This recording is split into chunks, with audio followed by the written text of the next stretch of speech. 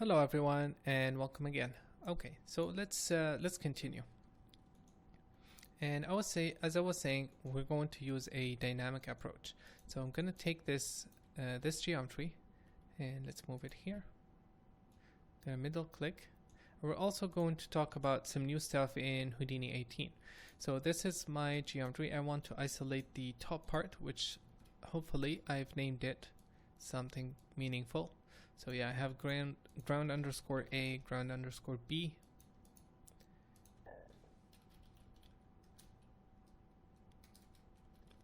Ground underscore A star. And let's see. That would be a name attribute, sorry. And delete non-selected. Okay, so we have this, and what we want is we want this ground to react to dynamics. So how can we do that? Well, we can do this. I'm going to reuse this geometry for now.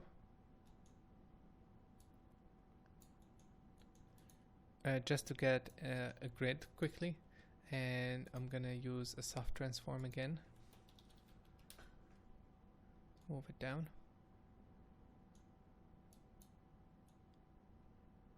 Okay, so I'm going to extrude this to give it thickness. And make sure output back is on. Cool, so let's create a null. Let's create a null and call this out ground collision. And this is going to be my RBD geometry. And we have a name, it's packed, okay, all good. So this is going to be RBD R&D. And now they have this RBD bullet solver.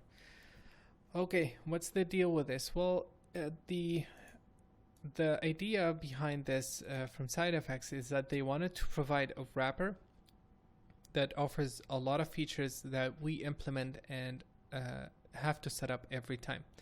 It's a great tool, it's a great idea, it's very useful, it saves a lot of time. The only issue is if you are new to Houdini and start using these, you will never learn Houdini properly, because if you're gonna just deal with wrappers, you will never understand how it's working under the hood. So you won't be able to optimize, you won't be able to customize, you won't be able to do a lot of things. And that's why I won't be using any of these tools in the beginner workshops, because we have to teach the core, the under the hood stuff, and then okay, now you fully understand Houdini, you can use whatever tool, whatever wrapper is available. But we first have to fully understand how it works.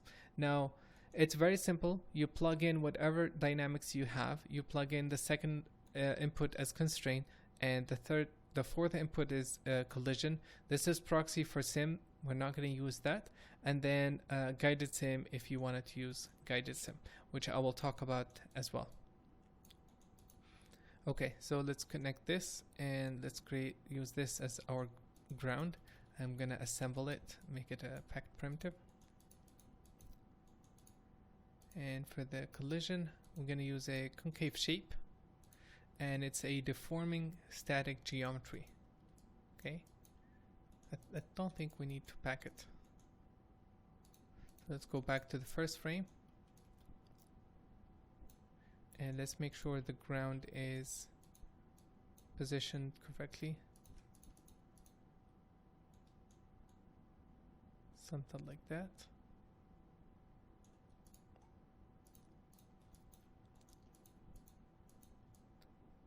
Obviously everything is gonna fall, but I think you guys get the idea. So let's hit play.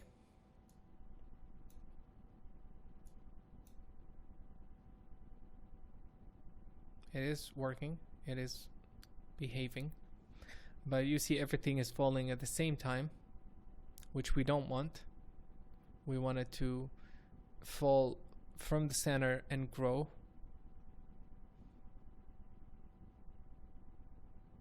But it's working, it's an approach. Now the guided sim idea is to provide a geometry that can that gives the RBD an idea of basically a guide. It takes the RBD geometry somewhere you want it to be, which can be very, very useful.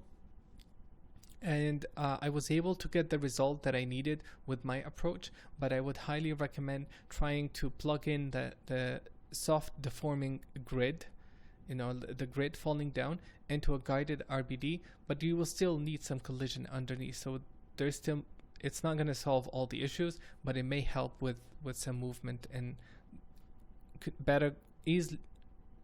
easily control how it's going to collapse. I think you can do all that part. So okay, so this is what we have so far, and I think it's pretty good for a start. We're getting all the dynamics we need. Everything is moving as we're expecting, and we didn't have to do any setup, any RBD setup. Everything is taken care of by the bullet solver. So now how can we control everything, because the collapse, because now it's collapsing from the outer shell all the way down, and we don't have something holding the pieces properly. So we need to look into that. We need to develop a setup that does this, and we're going to discuss that in the next video. So let's first take a look at this. Yep, it's working, and it's fast as well, though we don't have any constraints. Okay, so let's take a look at the approach, the remaining parts of the approach in the next video. Thank you guys for watching, and see you in a bit.